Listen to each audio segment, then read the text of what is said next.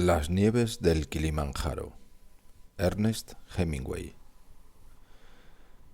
El Kilimanjaro es una montaña cubierta de nieve de 5.895 metros de altura y dicen que es la más alta de África. Su nombre es en masái Engaye Engai, la casa de Dios. Cerca de la cima se encuentra el esqueleto seco y helado de un leopardo, y nadie ha podido explicarse nunca qué estaba buscando el leopardo por aquellas alturas. Lo maravilloso es que no duele, dijo. Así se sabe cuando empieza. ¿De veras? Absolutamente. Aunque siento mucho lo del olor. Supongo que debe molestarte. No, no digas eso, por favor. Míralos, dijo él. ¿Qué será lo que los atrae? ¿Vendrán por la vista o por el olfato? El catre donde yacía el hombre estaba situado a la sombra de una ancha mimosa. Ahora dirigía su mirada hacia el resplandor de la llanura, mientras 3 de las grandes aves se agazapaban en posición obscena y otras 12 atravesaban el cielo, provocando fugaces sombras al pasar. No se han movido de allí desde que nos quedamos sin camión, dijo. Hoy, por primera vez, han bajado al suelo. He observado que al principio volaban con precaución, como temiendo que quisiera cogerlas para mi despensa. Esto es muy divertido, ya que ocurrirá todo lo contrario. Quisiera que no fuese así. Es un decir. Si hablo, me resulta más fácil soportarlo, pero puedes creer que no quiero molestarte, por supuesto. Bien sabes que no me molesta, contestó ella. Me pone tan nerviosa no poder hacer nada. Creo que podríamos aliviar la situación hasta que llegue el aeroplano. O hasta que no venga. Dime qué puedo hacer, te lo ruego. Ha de existir algo que yo sea capaz de hacer. Pues irte. Eso te calmaría, aunque dudo que puedas hacerlo. Tal vez será mejor que me mates. Ahora tienes mejor puntería. Yo te enseñé a tirar, ¿no? No me hables así, por favor. ¿No podría leerte algo? ¿Leerme qué? Cualquier libro de los que no hayamos leído. Han quedado algunos. No puedo prestar atención. Hablar es más fácil. Así nos peleamos y no deja de ser un buen pasatiempo. Para mí no. Nunca quiero pelearme. Y no lo hagamos más. No demos más importancia a mis nervios tampoco.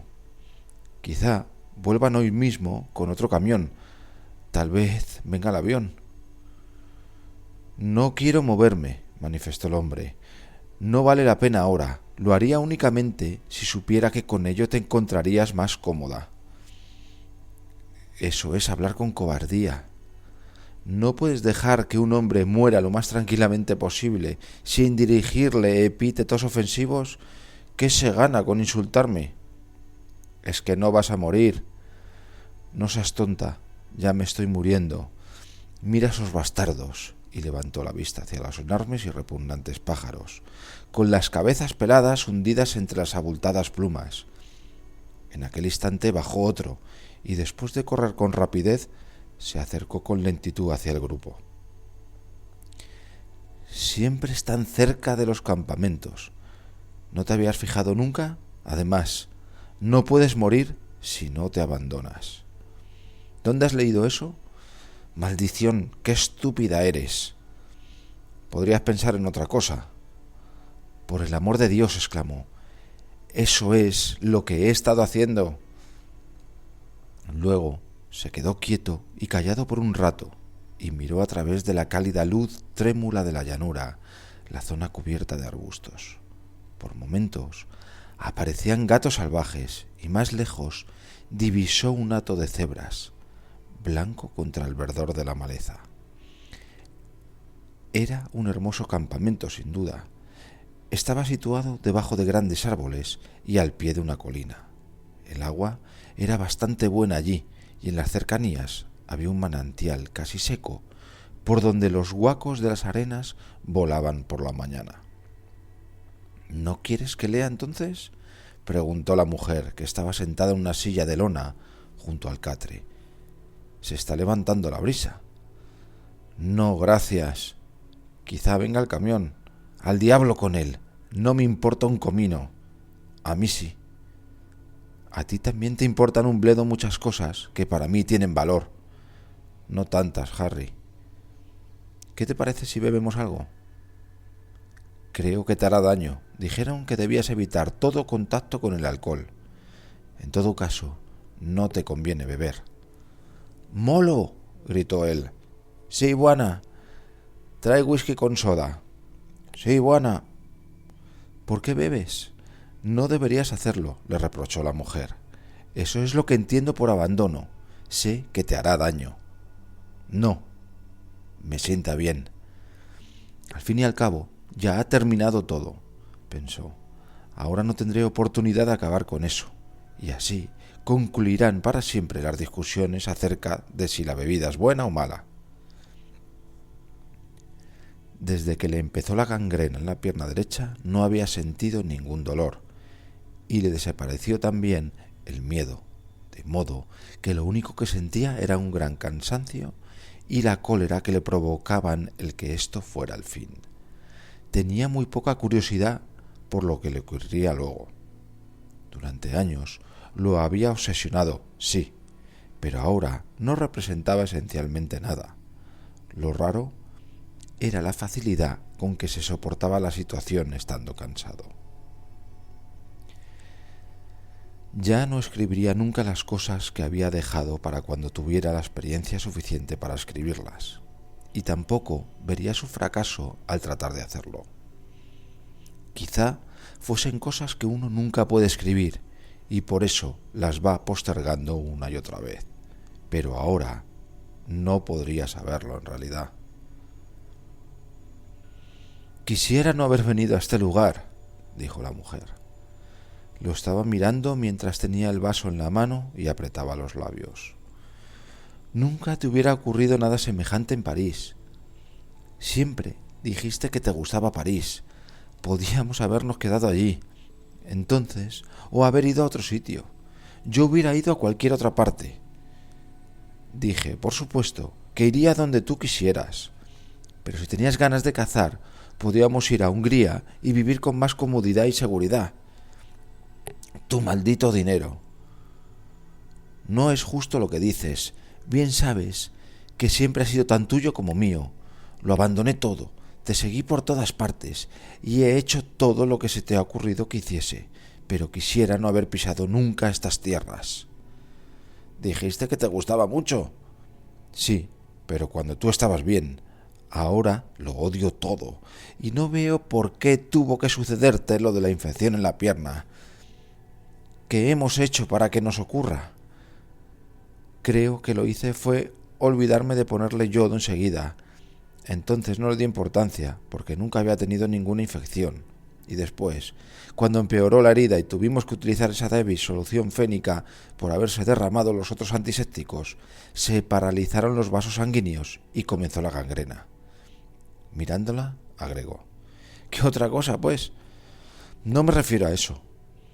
Si hubiésemos contratado un buen mecánico en vez de un imbécil conductor Kikuyu, hubiera averiguado si había combustible y no hubiera dejado que se quemara ese cojinete. No me refiero a eso. Si no te hubieses separado de tu propia gente, de tu maldita gente de Old Westbury, Saratoga, Palm Beach, para seguirme. Caramba, te amaba. No tienes razón al hablar así. Ahora también te quiero y te querré siempre. ¿Acaso no me quieres tú? No, respondió el hombre. No lo creo. Nunca te he querido. ¿Qué estás diciendo, Harry? ¿Has perdido el conocimiento? No, no tengo ni siquiera conocimiento para perder. No bebas eso. No bebas, querido. Te lo ruego. Tenemos que hacer todo lo que podamos para zafarnos de esta situación. Hazlo tú, pues. Yo estoy cansado. En su imaginación vio una estación de ferrocarril en Karagach. Estaba de pie junto a su equipaje. La potente luz delantera del expreso Simplón Oriente atravesó la oscuridad y abandonó Tracia después de la retirada.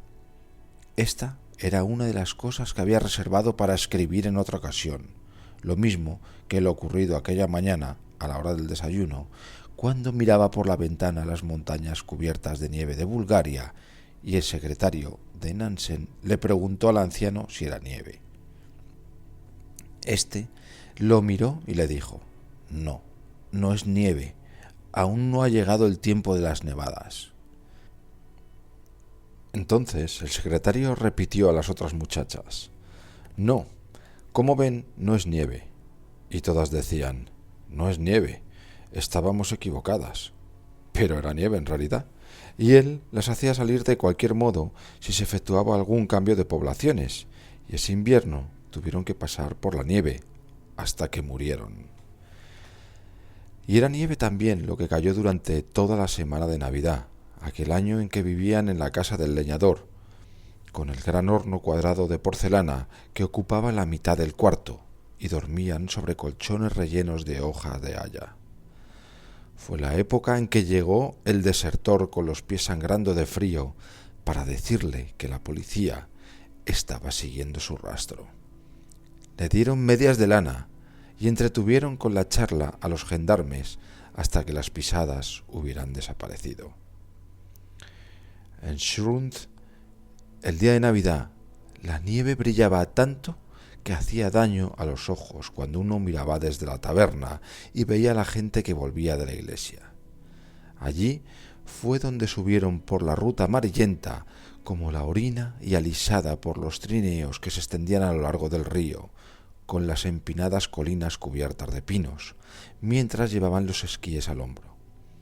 Fue allí donde efectuaron ese desenfrenado descenso por el glaciar, para ir a la Madlener House. La nieve parecía una torta helada, se desmenuzaba como el polvo y recordaba el silencioso ímpetu de la carrera mientras caían como pájaros. La ventisca los hizo permanecer una semana en Madlener House, jugando a los naipes y fumando la luz de un farol. Las apuestas iban en aumento a medida que Herland perdía. Finalmente lo perdió todo el dinero que obtenía con la escuela de esquí, las ganancias de la temporada y también su capital. Lo veía ahora con su nariz larga, mientras recogía las cartas y las descubría. Sans-Bois. Siempre jugaban. Si no había nada de nieve, jugaban. Y si había mucha, también. Pensó en la gran parte de su vida que pasaba jugando. Pero nunca había escrito una línea acerca de ello, ni de aquel claro y frío día de Navidad, con las montañas a lo lejos, a través de la llanura que había recorrido Gardner, después de cruzar las líneas para bombardear el tren que llevaba a los oficiales austríacos licenciados, ametrallándolos mientras ellos se dispersaban y huían. Recordó que Gardner se reunió después con ellos y empezó a contar lo sucedido, con toda tranquilidad, y luego dijo: «¡Tú, maldito! ¡Eres un asesino de porquería!». Y con los mismos austríacos que habían matado entonces se había deslizado después en esquíes. No, con los mismos no. Hans, con quien paseó con esquí durante todo el año, estaba en los Kaiserjägers, cazadores imperiales, y cuando fueron juntos a cazar liebres al Valle Pequeño, conversaron encima del aserradero sobre la batalla de Pasubio y el ataque a Pértica y a Salone, y jamás escribió una palabra de todo eso, ni tampoco de Montecorno, ni de lo que ocurrió en Siete Común, ni lo de Arsiero. ¿Cuántos inviernos había pasado en el Vorarlberg y en el Alberg? Fueron 4, y recordó la escena del pie a Bludenz, en la época de los regalos, el gusto a cereza de un buen kirsch y el ímpetu de la corrida a través de la blanda nieve, mientras cantaban «Hi, ho», dijo Rolly. Así recorrieron el último trecho que los separaba del empinado declive y siguieron en línea recta, pasando 3 veces por el huerto. Luego salieron y cruzaron la zanja para entrar por último en el camino helado detrás de la posada. Allí se desataron los esquíes y los arrojaron contra la pared de madera de la casa. Por la ventana salía la luz del farol y se oían las notas de un acordeón que alegraba el ambiente interior, cálido, lleno de humo y de olor a vino fresco. ¿Dónde nos hospedábamos en París?, preguntó la mujer que estaba sentada a su lado en la silla de lona en África. En el Crillon, ya lo sabes. ¿Por qué he de saberlo? Porque allí paramos siempre. No, no siempre.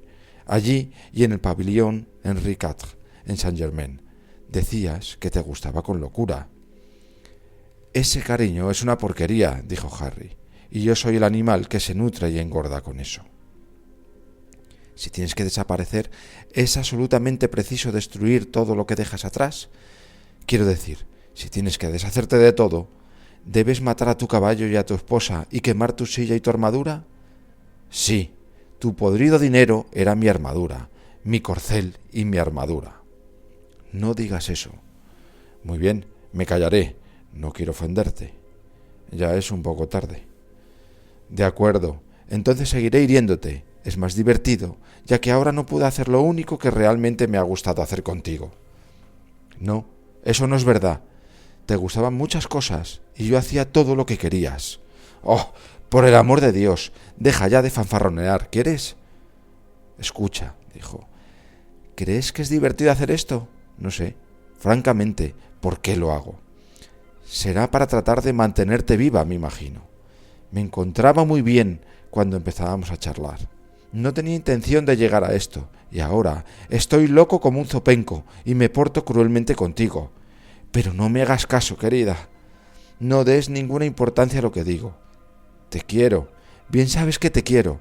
Nunca he querido a nadie como te quiero a ti. Y deslizó la mentira familiar que le había servido muchas veces de apoyo. ¡Qué amable eres conmigo! Ahora estoy lleno de poesía, podredumbre y poesía. Poesía podrida. Cállate, Harry. ¿Por qué tienes que ser malo ahora, No me gusta dejar nada, contestó el hombre. No me gusta dejar nada detrás de mí. Cuando despertó, anochecía. El sol se había ocultado detrás de la colina y la sombra se extendía por toda la llanura. Mientras los animalitos se alimentaban muy cerca del campamento, con rápidos movimientos de cabeza y golpes de cola. Observó que sobresalían por completo de la maleza. Los pájaros, en cambio, ya no esperaban en tierra. Se habían encaramado todos a un árbol y eran muchos más que antes. Su criado particular estaba sentado al lado del catre. La Memsahib fue a cazar, le dijo. ¿Quiere algo, Bwana? Nada. Ella había ido a conseguir un poco de carne buena y como sabía que a él le gustaba observar a los animales, se alejó lo bastante para no provocar disturbios en el espacio de llanura que el hombre abarcaba con su mirada. Siempre está pensativa, meditó Harry. Reflexiona sobre cualquier cosa que sabe, que ha leído o que ha oído en alguna vez, y no tiene la culpa de haberme conocido cuando yo ya estaba acabado.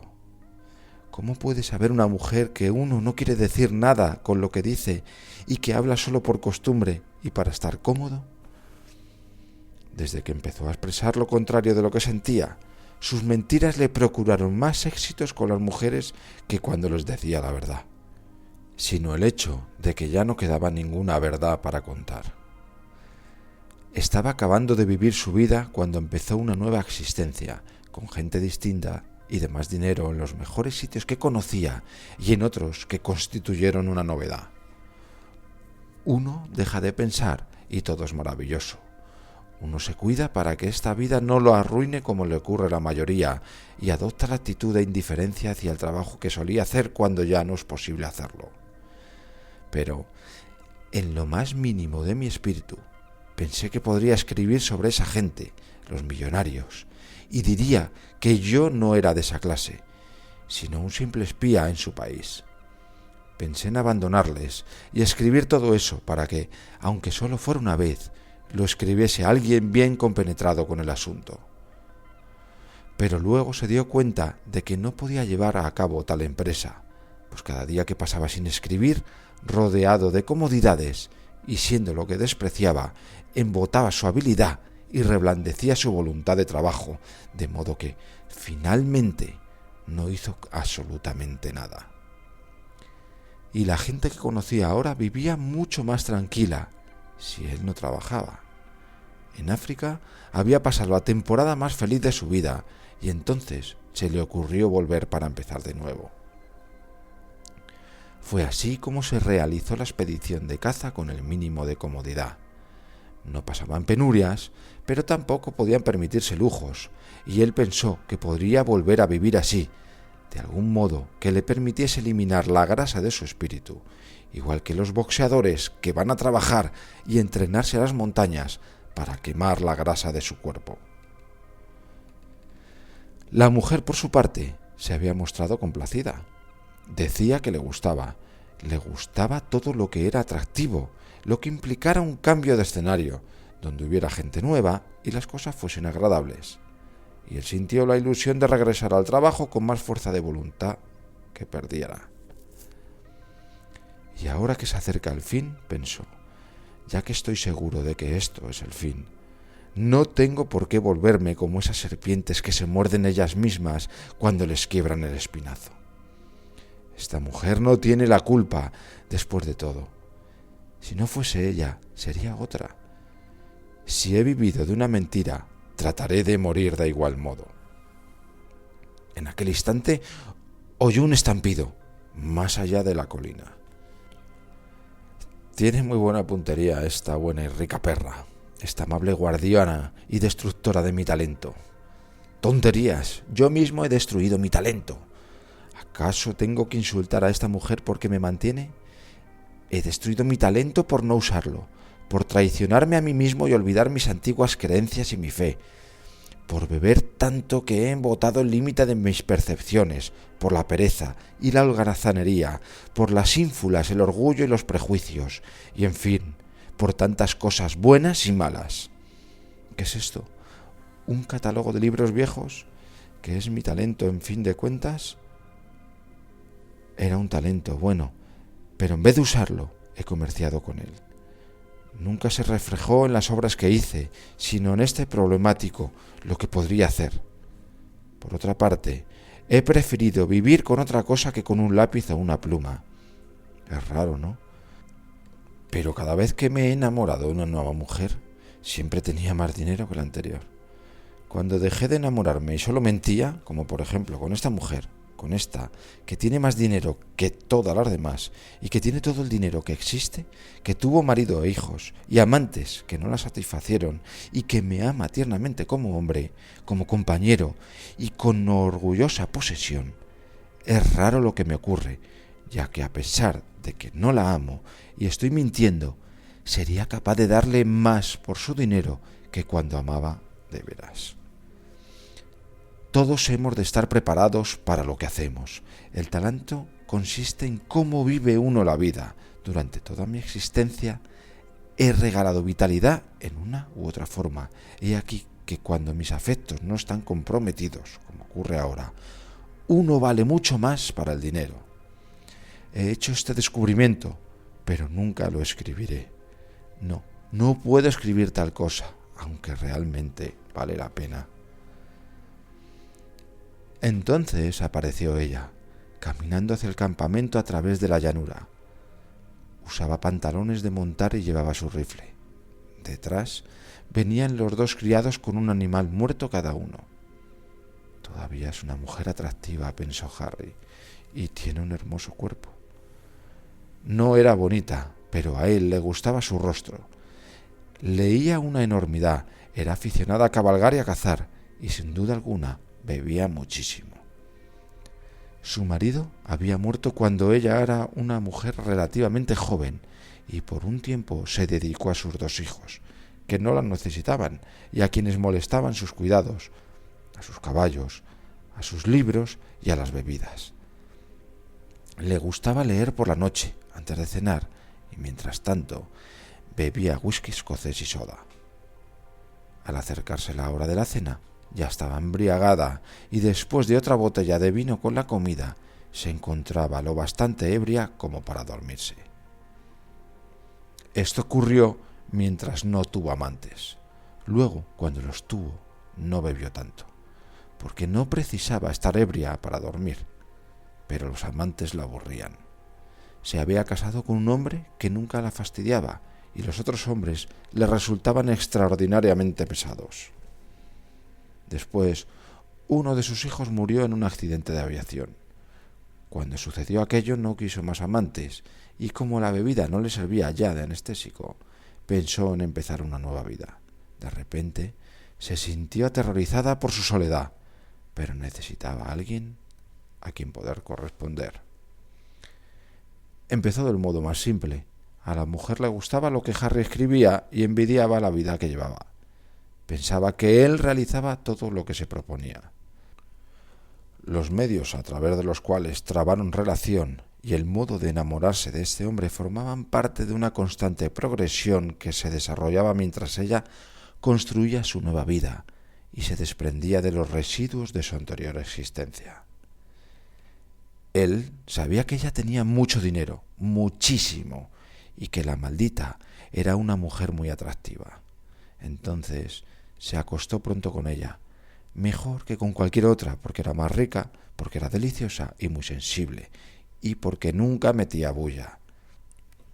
Y ahora, esa vida que la mujer se forjara estaba a punto de terminar por el solo hecho de que él no se puso yodo 2 semanas antes, cuando una espina le hirió la rodilla, mientras se acercaba un rebaño de antílopes con objeto de sacarles una fotografía.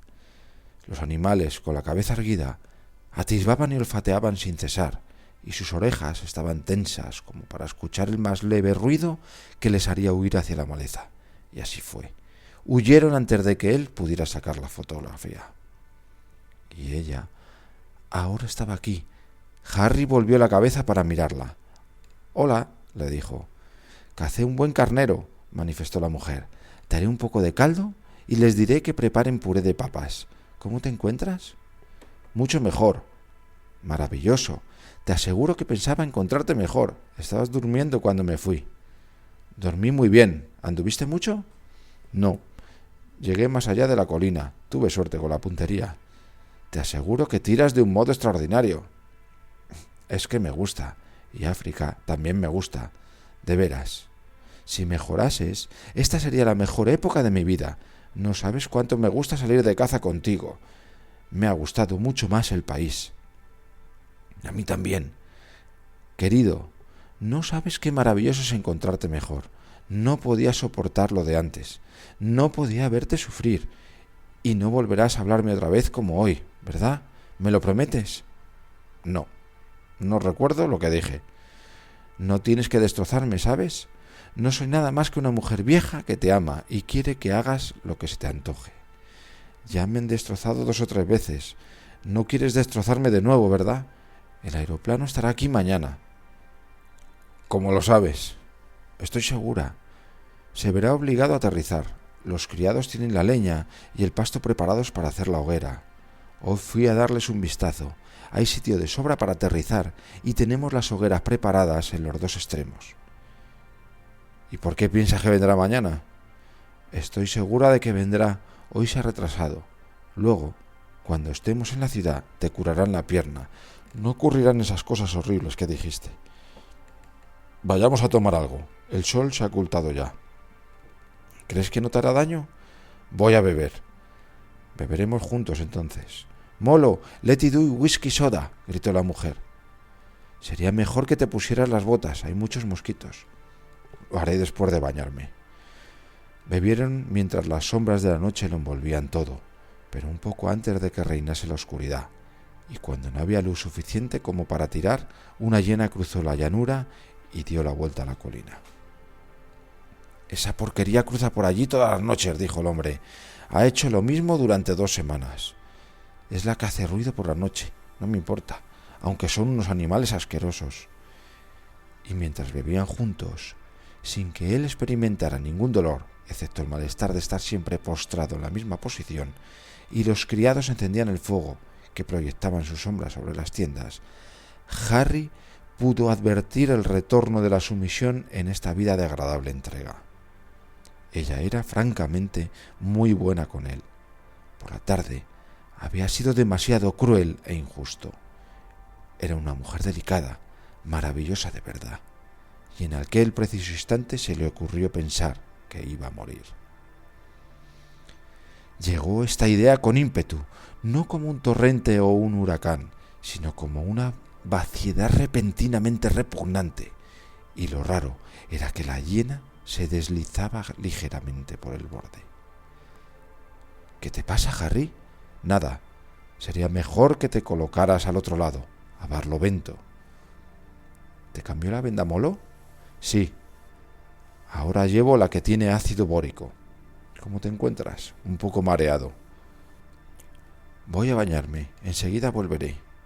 Comeremos juntos y después haré entrar el catre. Me parece, se dijo Harry, que hicimos bien dejándonos de pelear. Nunca se había peleado mucho con esta mujer, y en cambio, con las que amó de veras lo hizo siempre, de tal modo que, finalmente, lo corrosivo de las disputas destruía todos los vínculos de unión. Había amado demasiado, pedido muchísimo y acabado con todo. Pensó ahora en aquella ocasión en que se encontró solo en Constantinopla, después de haber reñido en París antes de irse. Pasaba todo el tiempo con prostitutas y cuando se dio cuenta de que no podía matar su soledad, sino que cada vez era peor, le escribió a la primera, a la que abandonó. En la carta le decía que nunca había podido acostumbrarse a estar solo. Le contó cómo, cuando una vez le pareció verla salir de Regents, la siguió ansiosamente y que siempre hacía lo mismo al ver a cualquier mujer parecida por el boulevard, temiendo que no fuese ella, temiendo perder esa esperanza. Le dijo cómo la extrañaba más cada vez que se acostaba con otra, que no importaba lo que ella hiciera, pues sabía que no podía curarse de su amor. Escribió esta carta en el club y la mandó a Nueva York, pidiéndolo que le contestara a la oficina en París. Esto le pareció más seguro. Y aquella noche la extrañó tanto que le pareció sentir un vacío en su interior. Entonces salió a pasear sin rumbo fijo y al pasar por Maxim's recogió a una muchacha y la llevó a cenar. Fue a un sitio donde se pudiera bailar después de la cena, pero la mujer era muy mala bailadora y entonces la dejó por una perra armenia que se restregaba contra él.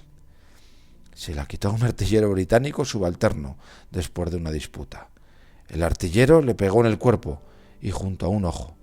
Él le aplicó un puñetazo con la mano izquierda y el otro se arrojó sobre él y lo cogió por la chaqueta, arrancándole una manga. Entonces lo golpeó en pleno rostro con la derecha, echándolo hacia adelante. Al caer el inglés se hirió en la cabeza y Harry salió corriendo con la mujer porque oyeron que se acercaba la policía.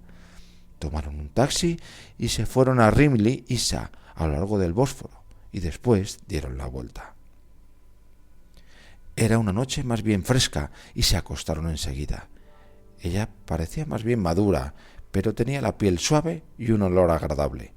La abandonó antes de que se despertase y con la primera luz del día fue al Pera Palace. Tenía un ojo negro y llevaba la chaqueta bajo el brazo, ya que había perdido una manga. Aquella misma noche partió para Anatolia y en la última parte del viaje, mientras cabalgaban por los campos de adormideras que recolectaban para hacer opio, y las distancias parecían alargarse cada vez más, sin llegar nunca al sitio donde se efectuó el ataque con los oficiales que marcharon a Constantinopla, recordó que no sabía nada. ¡Maldición! Y luego la artillería acribilló a las tropas, y el observador británico gritó como un niño. Aquella fue la primera vez que vio hombres muertos con faldas blancas de ballet y zapatos con cintas. Los turcos se hicieron presentes con firmeza y en tropel. Entonces vio que los hombres de faltón huían, perseguidos por los oficiales que hacían fuego sobre ellos, y él y el observador británico también tuvieron que escapar. Corrieron hasta sentir una aguda punzada en los pulmones y tener la boca seca. Se refugiaron detrás de unas rocas y los turcos seguían atacando con la misma furia. Luego vio cosas que ahora le dolía recordar y después fue mucho peor aún. Así pues, cuando regresó a París no quería hablar de aquello, ni tan solo oír que lo mencionaran. Al pasar por el café, vio al poeta norteamericano delante de un montón de platillos. con un estúpido gesto en el rostro, mientras hablaba del movimiento Dada con un rumano que decía llamarse Tristán Tzara y que siempre usaba monóculo y tenía jaqueca. Por último, volvió a su departamento con su esposa, a la que amaba otra vez. Estaba contento de encontrarse en su hogar y de que hubieran terminado todas las peleas y las locuras. Pero la administración del hotel empezó a mandarle la correspondencia al departamento y una mañana, en una bandeja, recibió una carta en contestación a la suya. Cuando vio la letra le invadió un sudor frío y trató de ocultar la carta debajo de otro sobre. Pero su esposa dijo: ¿de quién es esa carta, querido? Y ese fue el principio del fin. Recordaba la buena época que pasó con todas ellas, y también las peleas. Siempre elegían los mejores sitios para pelearse. ¿Y por qué tenían que reñir cuando él se encontraba mejor? Nunca había escrito nada referente a aquello, pues al principio no quiso ofender a nadie, y después le pareció que tenía muchas cosas para escribir sin necesidad de agregar otra. Pero siempre pensaba que al final lo escribiría también. No era mucho, en realidad. Había visto los cambios que se producían en el mundo, no solo los acontecimientos, aunque observó con detención gran cantidad de ellos y de gente. También sabía apreciar ese cambio más sutil que hay en el fondo y podía recordar cómo era la gente y cómo se comportaba en distintas épocas. Había estado en aquello, lo observaba de cerca y tenía el deber de escribirlo, pero ya no podría hacerlo. ¿Cómo te encuentras?, preguntó la mujer que salía de la tienda después de bañarse. Muy bien. ¿Podrías comer algo ahora? Vio a Molo detrás de la mujer con la mesa plegadiza, mientras el otro sirviente llevaba los platos. Quiero escribir. Sería mejor que tomaras un poco de caldo para fortalecerte. Si voy a morirme esta noche, ¿para qué quiero fortalecerme? No seas melodramático, Harry, te lo ruego. ¿Por qué diablos no usas la nariz? ¿No te das cuenta de que estoy podrido hasta la cintura? ¿Para qué demonios serviría el caldo ahora? Molo, trae whisky soda. Toma el caldo, por favor, dijo ella suavemente. Bueno. El caldo estaba demasiado caliente. Tuvo que dejarlo enfriar en la taza y por último lo tragó sin sentir náuseas. Eres una excelente mujer, dijo él. No me hagas caso. Ella lo miró con el rostro tan conocido y querido por los lectores de Spar y Town and Country. Pero Town and Country nunca mostraba esos senos deliciosos, ni los muslos útiles, ni esas manos hechas para acariciar espaldas. Al mirarla y observar su famosa y agradable sonrisa, sintió que la muerte se acercaba de nuevo. Esta vez no fue con ímpetu, fue un ligero soplo, como las que hacen vacilar la luz de la vela y extienden la llama con su gigantesca sombra proyectada hasta el techo. Después pueden traer mi mosquitero, colgarlo del árbol y encender el fuego. No voy a entrar en la tienda esta noche. No vale la pena moverse. Es una noche clara. No lloverá. Con que así es como se muere entre susurros que nos escuchan. Pues bien, no habrá más peleas. Hasta podía prometerlo. No iba a echar a perder la única experiencia que le faltaba, aunque probablemente lo haría. Siempre lo he estropeado todo, pero quizá no fuese así en esta ocasión. No puedes tomar dictados, ¿verdad? Nunca supe, contestó ella. Está bien. No había tiempo, por supuesto, pero en aquel momento le pareció que todo se podía poner en un párrafo, si se interpretaba bien. Encima del lago, en una colina, veía una cabaña rústica que tenía las hendiduras tapadas con mezcla. Junto a la puerta había un palo con una campana que servía para llamar a la gente a comer. Detrás de la casa, campos, y más allá de los campos estaba el monte. Una hilera de álamos se extendía desde la casa hasta el muelle. Un camino llevaba hasta las colinas por el límite del monte, y a lo largo de ese camino él solía recoger zarzas. Luego, la cabaña se incendió y todos los fusiles que había en las perchas encima del hogar también se quemaron. los cañones de las escopetas, fundido el plomo de las cámaras para cartuchos, y las cajas fueron destruidos lentamente por el fuego, sobresaliendo del montón de cenizas que fueron usadas para hacer lejía en las grandes calderas de hierro. Y cuando le preguntamos al abuelo si podíamos utilizarla para jugar, nos dijo que no. Allí estaban, pues, sus fusiles y nunca volvió a comprar otros, ni volvió a cazar. La casa fue reconstruida en el mismo sitio, con madera aserrada. La pintaron de blanco. Desde la puerta se veían los álamos y más allá el lago. Pero ya no había fusiles. Los cañones de las escopetas que habían estado en las perchas de la cabaña yacían ahora afuera, en el montón de cenizas que nadie se atrevió a tocar jamás. En la Selva Negra, después de la guerra, alquilamos un río para pescar truchas y teníamos dos maneras de llegar hasta aquel sitio. Había que bajar al valle desde Trisberg, seguir por el camino rodeado de árboles y luego subir por otro que atravesaba las colinas, pasando por muchas granjas pequeñas con las grandes casas de Schwarzwald hasta que cruzaba el río. La primera vez que pescamos recorrimos todo ese trayecto. La otra manera consistía en trepar por una cuesta empinada hasta el límite de los bosques, atravesando luego las cimas de las colinas por el monte de pinos y después bajar hasta una pradera, desde donde se llegaba al puente. Había abedules a lo largo del río, que no era grande, sino estrecho, claro y profundo, con pozos provocados por las raíces de los abedules. El propietario del hotel, en Trisberg, tuvo una buena temporada. Era muy agradable el lugar y todos eran grandes amigos. Pero el año siguiente se presentó la inflación y el dinero que ganó durante la temporada anterior no fue suficiente para comprar provisiones y abrir el hotel. Entonces se ahorcó. Aquello era fácil de dictar, pero uno no podía dictar lo de la plaza Contrescarp, donde las floristas tenían sus flores en la calle y la pintura corría por el empedrado hasta la parada de los autobuses, y los ancianos y las mujeres, siempre ebrios de vino, y los niños, con las narices goteando por el frío. Ni tampoco lo del olor a sobaco, roña y borrachera del café, de Saint-Mater, y las rameras del Balmuchet, encima del cual vivían. Ni lo de la portera que se divertía en su cuarto con el soldado de la Guardia Republicana, que había dejado el casco adornando con cerdas de caballo sobre la silla.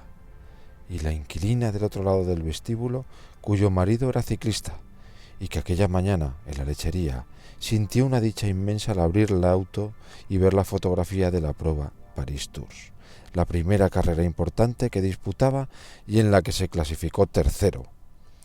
Enrojeció de tanto reír y después subió al primer piso llorando, mientras mostraba por todas partes la página de deportes. El marido de la encargada del Balmuchet era conductor de taxi y cuando él, Harry, tenía que tomar un avión a primera hora, el hombre le golpeaba la puerta para despertarlo y luego bebían un vaso de vino blanco en el mostrador de la cantina, antes de salir. Conocía a todos los vecinos de ese barrio, pues todos, sin excepción, eran pobres. Frecuentaban la plaza dos clases de personas, los borrachos y los deportistas.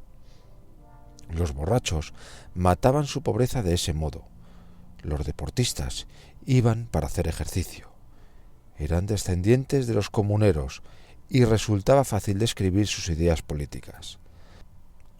Todos sabían cómo habían muerto sus padres, sus parientes, sus hermanos y sus amigos cuando las tropas de Versalles se apoderaron de la ciudad después de la Comuna y ejecutaron a toda persona que tuviera las manos callosas, que usara gorra o que llevara cualquier otro signo que revelase su condición de obrero. Y en aquella pobreza, en aquel barrio del otro lado de la calle de la Boucherie-Chevalin y la cooperativa de vinos, escribió el comienzo de todo lo que iba a hacer.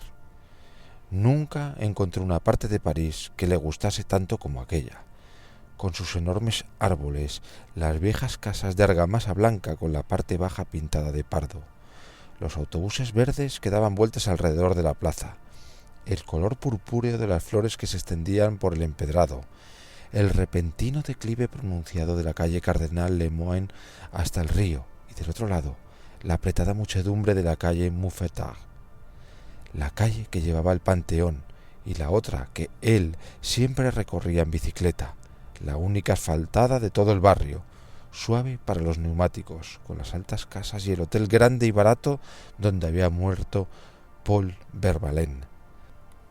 Como los departamentos que alquilaban solo constaban de 2 habitaciones, él tenía una habitación aparte en el último piso, por la cual pagaba 60 francos mensuales. Desde allí podía ver, mientras escribía, los techos, las chimeneas y todas las colinas de París.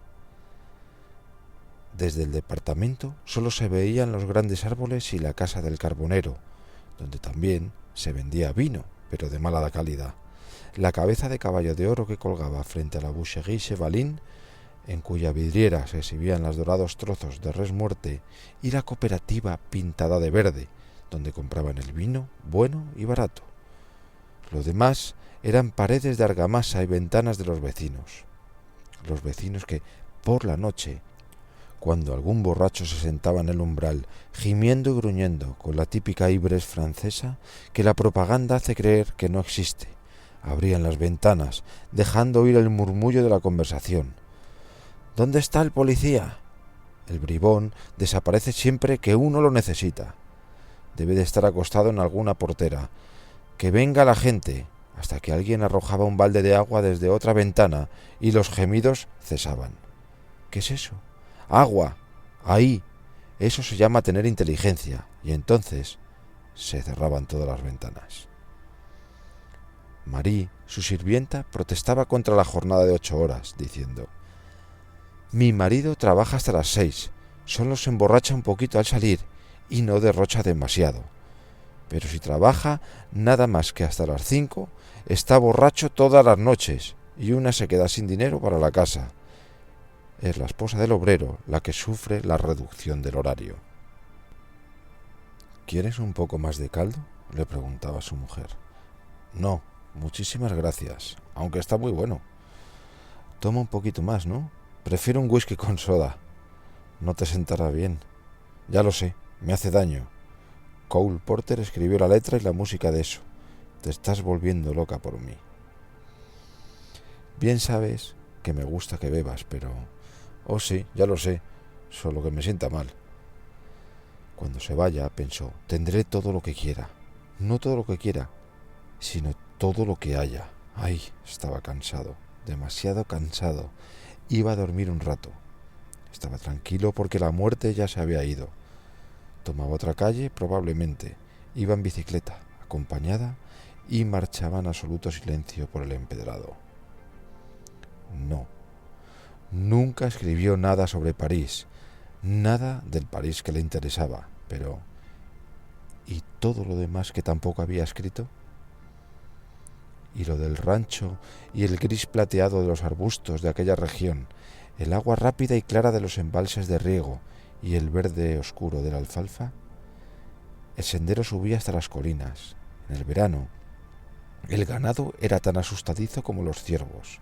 En otoño, entre gritos y rugidos estrepitosos, lo llevaban lentamente hacia el valle, levantando una polvareda con sus cascos. Detrás de las montañas se dibujaba el limpio perfil del pico a la luz del atardecer, y también cuando cabalgaba por el sendero bajo la luz de la luna. Ahora recordaba la vez en que bajó atravesando el monte en plena oscuridad y tuvo que llevar al caballo por las riendas, pues no se veía nada. Y todos los cuentos y anécdotas, en fin, que había pensado escribir. Y el imbécil peón que dejaron a cargo del rancho en aquella época, con la consigna de que no dejara tocar el heno a nadie, y aquel viejo bastardo de los Forks que castigó al muchacho cuando éste se negó a entregarle determinada cantidad de forraje. El peón tomó entonces el rifle de la cocina y le disparó un tiro cuando el anciano iba a entrar en el granero. Y cuando volvieron a la granja, hacía una semana que el viejo había muerto. Su cadáver congelado estaba en el corral y los perros lo habían devorado en parte. A pesar de todo, envolvieron los restos en una frazada y la ataron con una cuerda. El mismo peón los ayudó en la tarea. Luego, 2 de ellos se llevaron el cadáver con esquíes por el camino, recorriendo las 60 millas hasta la ciudad, y regresaron en busca del asesino. El peón no pensaba que se lo llevarían preso. Creía haber cumplido con su deber y que yo era su amigo y pensaba recompensar sus servicios. Por eso, cuando el alguacil le colocó las esposas, se quedó mudo de sorpresa y luego se echó a llorar. Esta era una de las anécdotas que dejó para escribir más adelante. Conocía por lo menos 20 anécdotas parecidas y buenas y nunca había escrito ninguna. ¿Por qué? Tú les dirás por qué, dijo. ¿Por qué qué, querido? Nada. Desde que estaba con él, la mujer no bebía mucho. Pero si vivo, pensó Harry, nunca escribiré nada sobre ella ni sobre los otros. Los ricos eran perezosos y bebían muchísimo o jugaban demasiado al backgammon. Eran perezosos, por eso siempre repetían lo mismo. Recordaba al pobre Julián, que sentía un respetuoso temor por todos ellos y que una vez empezó a contar un cuento que decía: «Los muy ricos son gente distinta, no se parecen ni a usted ni a mí», y alguien lo interrumpió para manifestar: «Ya lo creo, tienen más dinero que nosotros». Pero esto no le causó ninguna gracia a Julián, que pensaba que los ricos formaban una clase social de singular encanto. Por eso, cuando descubrió lo contrario, sufrió una decepción totalmente nueva. Harry despreciaba siempre a los que se desilusionaban, y eso se comprendía fácilmente. Creía que podía vencerlo todo y a todos, y que nada podría hacerle daño, ya que nada le importaba. Muy bien, pues ahora no le importaba un comino la muerte. El dolor era una de las pocas cosas que siempre había temido. Podía aguantarlo como cualquier mortal, mientras no fuese demasiado prolongado y agotador, pero en esta ocasión había algo que lo hería espantosamente, y cuando iba a abandonarse a su suerte, cesó el dolor. Recordaba aquella lejana noche en que Williamson, el oficial del cuerpo de bombarderos, fue herido por una granada lanzada por un patrullero alemán cuando él atravesaba las alambradas, y como llorando, nos pidió a todos que lo matásemos. Era un hombre gordo, muy valiente y buen oficial, aunque demasiado amigo de las exhibiciones fantásticas. Pero a pesar de sus alardes, un foco lo iluminó aquella noche entre las alambradas, y sus tripas empezaron a desparramarse por las púas a consecuencia de la explosión de la granada, de modo que cuando lo trajeron vivo todavía tuvieron que matarlo. «¡Mátame, Harry! ¡Mátame, por el amor de Dios!». Y una vez sostuvieron una discusión acerca de que nuestro Señor nunca nos manda lo que no podemos aguantar, y alguien exponía la teoría de que, diciendo eso en un determinado momento, el dolor desaparece automáticamente. Pero nunca se olvidaría del estado de Williamson aquella noche. No le pasó nada hasta que se terminaron las tabletas de morfina que Harry no usaba ni para él mismo. Después, matarlo fue la única solución. Lo que tenía ahora no era nada en comparación con aquello, y no habría habido motivo de preocupación, a no ser que empeorara con el tiempo, aunque tal vez estuviera mejor acompañado. Entonces pensó un poco en la compañía que le hubiera gustado tener. No, reflexionó, cuando uno hace algo que dura mucho y ha empezado demasiado tarde, no puede tener la esperanza de volver a encontrar a la gente todavía allí. Toda la gente se ha ido, la reunión ha terminado y ahora has quedado solo con tu patrona. Bah, este asunto de la muerte me está fastidiando tanto como las demás cosas. «Es un fastidio», dijo en voz alta. «¿Qué, queridito?» «Todo lo que dura mucho». Harry miró el rostro de la mujer, que estaba entre el fuego y él. Ella se había recostado en la silla y la luz de la hoguera brillaba sobre su cara de agradables contornos, y entonces se dio cuenta de que ella tenía sueño.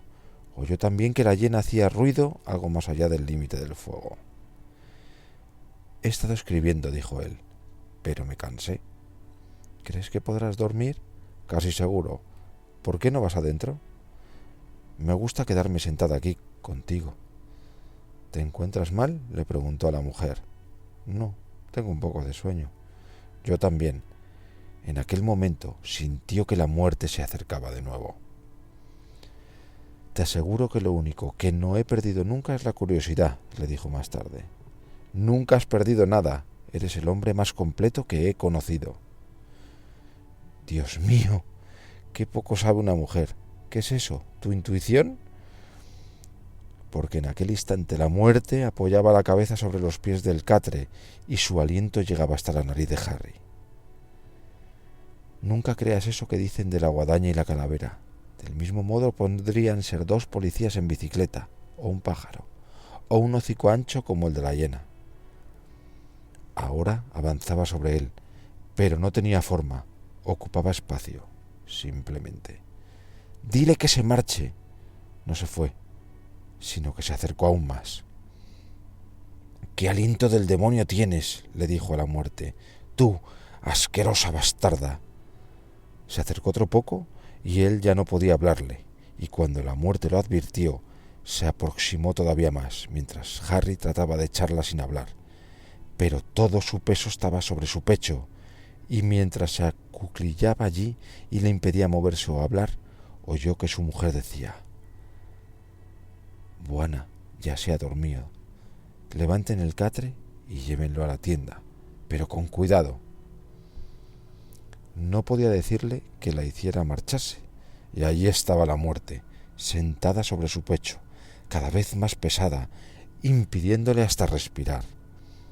Y entonces, mientras levantaban el catre, se encontró repentinamente bien, ya que el peso dejó de oprimirla el pecho.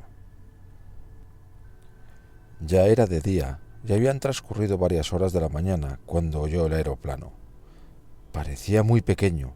Los criados corrieron a encender las hogueras, usando queroseno, y amontonando la hierba hasta formar dos grandes humaredas en cada extremo del terreno que ocupaba el campamento. La brisa matinal llevaba el humo hacia las tiendas. El aeroplano dio 2 vueltas más, esta vez a menor altura, y luego planeó y aterrizó suavemente. Después, Harry vio que se acercaba el viejo Compton, con pantalones, camisa de color y sombrero de fieltro oscuro. «¿Qué te pasa, amigo?», preguntó el aviador. «La pierna», le respondió Harry. «Anda mal». «¿Quieres comer algo o has desayunado ya?» «Gracias, voy a tomar un poco de té. Traje el Pussmouth, que ya conoces, y como hay sitio para uno solo, no podré llevar a la Mensahib. Tu camión está en el camino». Helen llamó aparte a Compton para decirle algo. Luego, él volvió más animado que antes. «Te llevaré enseguida», dijo. «Después volveré a buscar a la Mem. Lo único que temo es tener que detenerme en Arusa para cargar combustible. Convendría salir ahora mismo». «¿Y el té? No importa, no te preocupes». Los peones levantaron el catre y lo llevaron a través de las verdes tiendas hasta el avión, pasando entre las hogueras que ardían con todo su resplandor.